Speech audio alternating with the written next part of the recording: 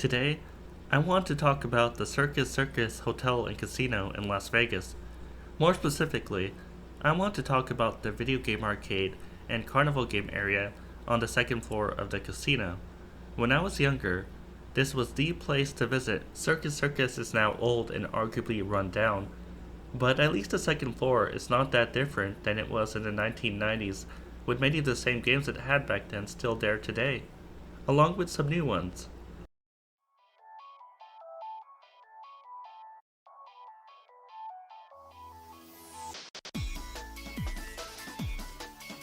I've never been the biggest F-Zero fan, but I thought I'd start off by showing this machine because it is Nintendo and it was developed by Sega.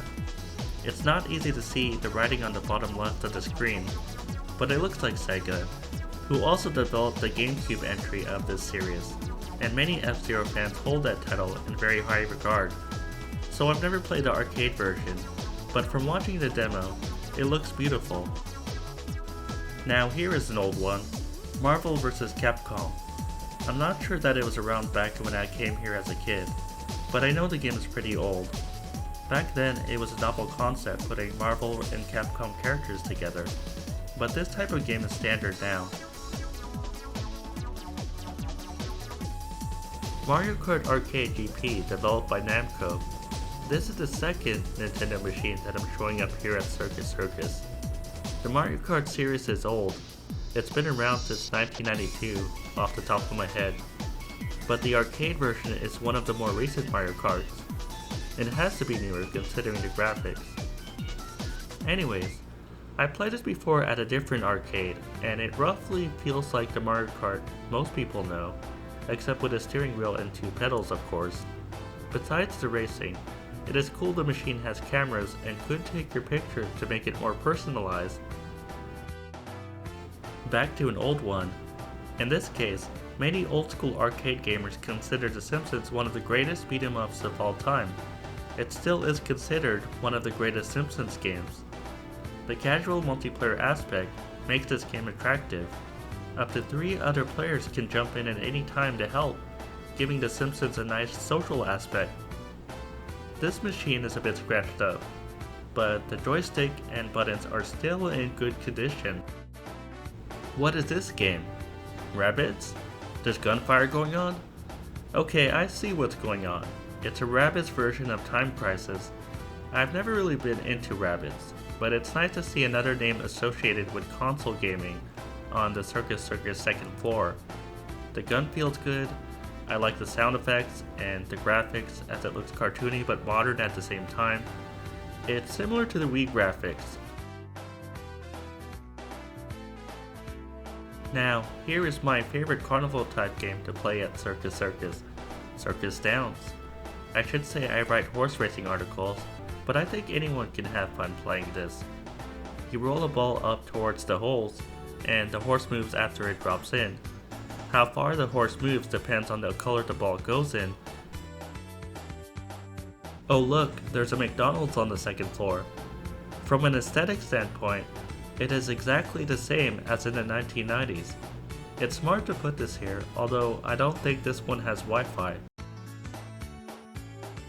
Another Nintendo arcade game. This one was developed by Capcom, who also developed a pair of The Legend of Zelda games in Oracle of Seasons and Oracle of Ages for Game Boy. I like the screen, it looks sharp and clear. I love how big those ghost vacuums are. I like the buttons too, as they have a nice clicky feel. I'll play this at some point, just not in this video. I'm not the biggest Batman fan. I've seen some of the movies like Batman Forever and The Dark Knight Rises, but I'm not obsessed with it. Oh wait, someone left their credits in here. Well, I'd be crazy not to play, right? The cool thing about this game is that there's different Batmobiles from the different Batman movies. From what I understand, you just drive and try to shoot down the cars that have the objective signs over them. The police also drive alongside you, and you have to be careful not to shoot them. Or maybe it doesn't matter, and you can't hurt them. I'm not 100% sure on that. Centipede Chaos. I was never a Centipede fan, to be honest. It was just slightly before my time, as I started playing video games during the NES era, and then I started going to arcades. But I love the design of this machine and how each joystick is surrounded by a different color. Speaking of old 1980s franchises, it's Pac-Man. Pac-Man Smash. What is Pac-Man Smash? Well, it's air hockey with a Pac-Man shell. It is cool though. Putting the course map in the middle is great. It's a neat Pac-Man take on air hockey. Another racing game, Fast and the Furious franchise. I saw the first few movies and haven't really kept up with the series since then. I realized the new one has The Rock and Roman Reigns in it, and I keep up with WWE on a regular basis. So maybe that's the one I need to see, given that I'm a WWE fan. Oh look, what is that? Another credit left in the machine. What is with people leaving their credits in these arcade machines at Circus Circus? Of course, I have to play it now. Anyways, I like the graphics. Kyoto is beautiful in this game, although I've never been to Japan, so I can't say I can directly compare it to the real thing. Again, playing it with one hand while recording is not the easiest thing. As you can see in this video, I keep crashing towards the left. Here is Skee-Ball. I don't have too much to say about Skee-Ball, other than it was a staple of 1990s arcades, even in the ones in Los Angeles. Back to something more modern. Can you believe there's a giant arcade version of Crossy Road?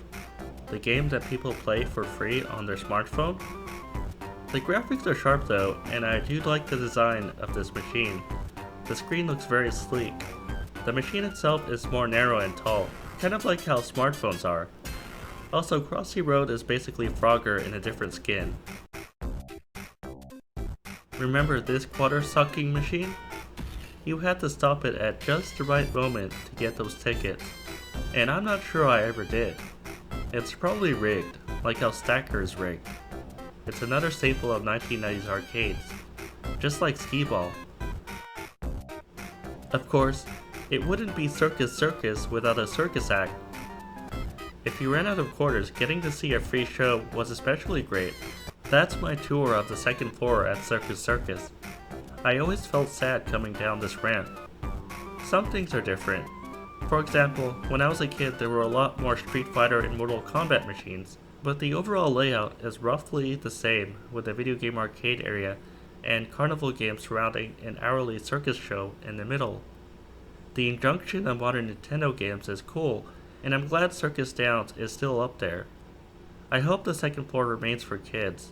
Besides Circus Circus, MGM had a great arcade right next to its old theme park. Las Vegas has changed. It is what it is. Regardless, the second floor at Circus Circus remains a cool place to hang around while in town, especially if you don't gamble. That's my tour and review of the upstairs area at Circus Circus. I hope you guys enjoyed it.